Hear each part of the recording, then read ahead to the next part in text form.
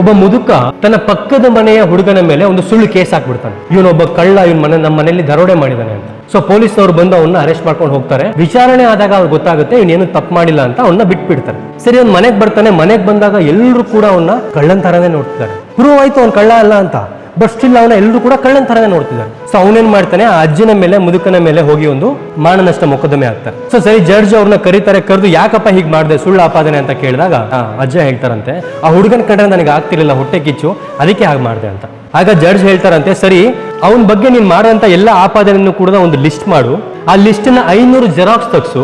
ಅದನ್ನ ನಾಳೆ ನೀನ್ ಕೋರ್ಟಿಗೆ ಬರ್ಬೇಕಾದ್ರೆ ಊರ್ ತುಂಬಾ ಪ್ರತಿಯೊಂದು ಮನೆ ಮುಂದೆನೂ ಕೂಡ ಹಾಕ್ಬಿಟ್ಟು ಬಾ ಅಂತ. ಸರಿ ಅಂತ ಹೇಳೋಣ. ಅದೇ ತರ ಎಲ್ಲ ಮನೆಗಳ ಮುಂದೆನೂ ಕೂಡ 500 ಜೆರಾಕ್ಸ್ ಕಾಪಿನ ಹಾಕಿ ಬರ್ತಾನೆ. ಜಡ್ಜು ಕೋರ್ಟ್ ಅಲ್ಲಿ ಕೇಳ್ತಾರಂತೆ, ಸರಿ ಇವಾಗ ಹೋಗಿ ನೀನ್ ಎಲ್ಲೆಲ್ಲಿ ಆ ಕಾಗದಗಳನ್ನ ಬಿಸಾಕ್ ಬಂದಿದ್ದಲ್ಲ ಅವೆಲ್ಲವನ್ನು ಕೂಡ ವಾಪಸ್ ಎತ್ಕೋಬಾ ಅಂತ. ಆಗ ಮುದ್ಕ ಹೇಳ್ತಾರೆ, ಅದ್ ಹೆಂಗಾಗುತ್ತೆ ಮಹಾಪ್ರಭು, ಇಷ್ಟೊತ್ತಿಗೆ ಅದೆಲ್ಲ ಹಾರು ಎಲ್ಲೆಲ್ಲೋ ಹೋಗಿರುತ್ತೆ, ಯಾರ್ಯಾರೋ ಎತ್ಕೊಂಡಿರ್ತಾರೆ, ಯಾರೋ ಹರಿದಾಕಿರ್ತಾರೆ, ಇನ್ನೆಲ್ಲೆಲ್ಲೋ ಹೋಗಿ ಬಿದ್ದಿರುತ್ತೆ, ಅದನ್ನ ಹೆಂಗ್ ಹುಡ್ಕೋಬರಕ್ಕಾಗುತ್ತೆ ಅಂತ. ಆಗ ಜಡ್ಜ್ ಹೇಳ್ತಾರಂತೆ, ಸಾಕ್ಷಿಗಳಿಲ್ದೆ, ನೀನ್ ಏನೋ ಗೊತ್ತಿಲ್ಲದೆ ಇನ್ನೊಬ್ಬರ ಮೇಲೆ ಆಪಾದನೆ ಮಾಡಿದಾಗ ಆ ಒಂದು ಆರೋಪ ಏನಿದೆ ಅದು ಗಾಳಿ ತುಂಬಾ ಹರಡಿ ಎಲ್ಲೆಲ್ಲ ಹೋಗಿ ಬಿದ್ದ್ಬಿಡುತ್ತೆ.